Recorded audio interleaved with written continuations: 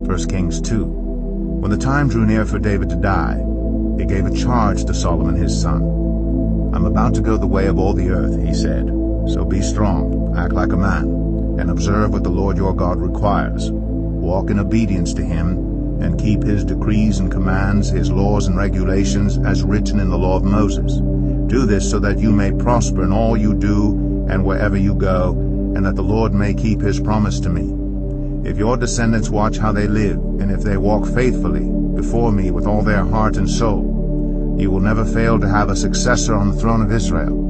Now you yourself know what Joab son of Zeruiah did to me, what he did to the two commanders of Israel's army, Abner son of Ner, and Amasa son of Jether. He killed them, shedding their blood in peacetime, as if in battle. And with that blood he stained the belt around his waist and the sandals on his feet.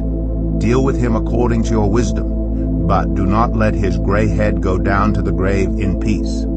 But show kindness to the sons of Barzillai of Gilead, and let them be among those who eat at your table. They stood by me when I fled from your brother Absalom. And remember, you have with you Shemaiah, son of Gera, the Benjamite from Bahurim, who called down bitter curses on me the day I went to Mahanaim.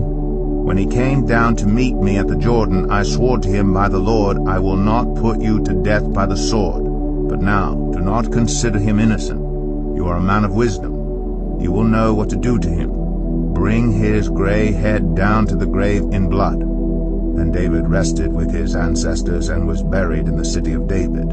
He had reigned 40 years over Israel, 7 years in Hebron, and 33 in Jerusalem. So Solomon sat on the throne of his father David, and his rule was firmly established. Now Adonijah the son of Haggith went to Bathsheba, Solomon's mother. Bathsheba asked him, "Do you come peacefully?" He answered, "Yes, peacefully." Then he added, "I have something to say to you." "You may say it," she replied. "As you know," he said, "the kingdom was mine. All Israel looked to me as their king. But things changed, and the kingdom has gone to my brother, for it has come to him from the Lord. Now I have one request to make of you. Do not refuse me." "You may make it," she said. So he continued, "Please ask King Solomon, he will not refuse you, to give me Abishag the Shunammite as my wife." "Very well," Bathsheba replied. "I will speak to the king for you." When Bathsheba went to King Solomon to speak to him for Adonijah, the king stood up to meet her, bowed down to her, and sat down on his throne. He had a throne brought for the king's mother, and she sat down at his right hand. "I have one small request to make of you," she said. "Do not refuse me." The king replied, "Make it, my mother, I will not refuse you." So she said, "Let Abishag the Shunammite be given in marriage to your brother Adonijah." King Solomon answered his mother, "Why do you request Abishag the Shunammite for Adonijah? You might as well request the kingdom for him. After all, he is my older brother. Yes, for him, and for Abiathar the priest, and Joab son of Zeruiah." Then King Solomon swore by the Lord, "May God deal with me, be it ever so severely, if Adonijah does not pay with his life for this request. And now, as surely as the Lord lives, he who has established me securely on the throne of my father David, and has founded a dynasty for me, as he promised, Adonijah shall be put to death today." So King Solomon gave orders to Benaiah, son of Jehoiada, and he struck down Adonijah, and he died. To Abiathar the priest the king said, "Go back to your fields in Anathoth. You deserve to die. But I will not put you to death now, because you carried the ark of the sovereign Lord before my father David, and shared all my father's hardships." So Solomon removed Abiathar from the priesthood of the Lord, fulfilling the word the Lord had spoken at Shiloh about the house of Eli. When the news reached Joab, who had conspired with Adonijah, though not with Absalom, he fled to the tent of the Lord, and took hold of the horns of the altar. King Solomon was told that Joab had fled to the tent of the Lord, and was beside the altar.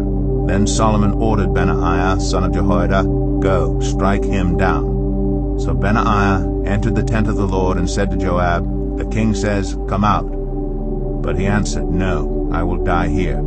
Benaiah reported to the king, "This is how Joab answered me."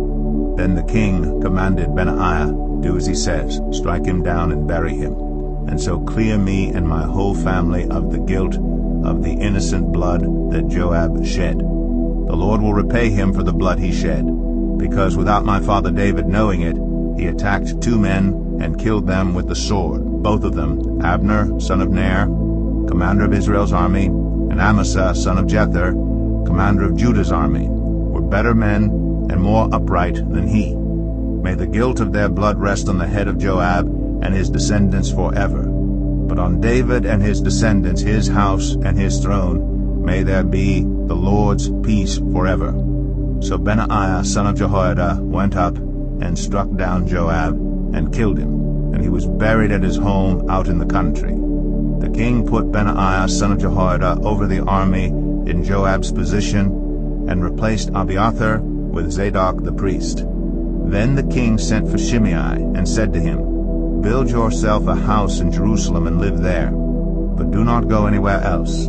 The day you leave and cross the Kidron Valley, you can be sure you will die. Your blood will be on your own head."